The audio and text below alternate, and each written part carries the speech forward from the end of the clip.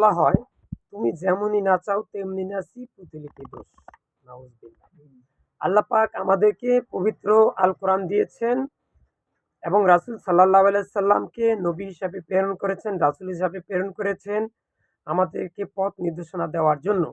সুতরাং আল্লাহ কোরআন দিয়েছেন, কোরআন অনুসারে কোরআনের আদেশগুলা মানবো, যেগুলা নিষেধ করা হয়েছে সেগুলাকে মানবো না।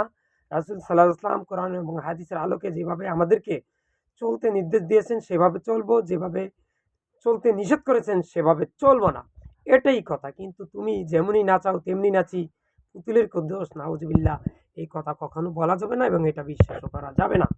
আমরা যারা এই জাতীয় কথাকে বিশ্বাস করি আজই তওবা করব এবং কোরআন এবং সহিহ হাদিসের আলোকে পুরো জিন্দেগিটা অতিবাহিত করব। এরপরে আছেন খাওয়ার সময় যে কোনো জিকির করতে পারবো না। বিসমিল্লাহ বলে খাওয়া আর করবো। খাওয়ার মাঝখানে আবার কিসের জিকির? তারপর কালো নিশানো উড়ানো শোক পালন করা, এটা কেন করব? আল্লাহ রাসূল কি এভাবে কোনো করেছেন? সাহাবীরা মৃত্যুবরণ করার পর? না, করেন নাই, আমরাও করব না। বদনজর দূর করার জন্য তাবিজ দেওয়া, সুতা দেওয়া, সেরা জাল, জুতা, মশা টাঙ্গানো, কৈতম, তাগা, তুগা, এগুলা না, এগুলো কখনো করা যাবে না। এটা ধর্ম ব্যবসা করতেছেন কিছু কিছু খনকার। তারপরে ঝাড়ফুঁক দামিনিয়ালারা কোরআন বেচ্ছা খাওয়াইতেছে, নাউজুবিল্লাহ। এটা করা যাবে না, তাদের কাছে যাওয়া যাবে না।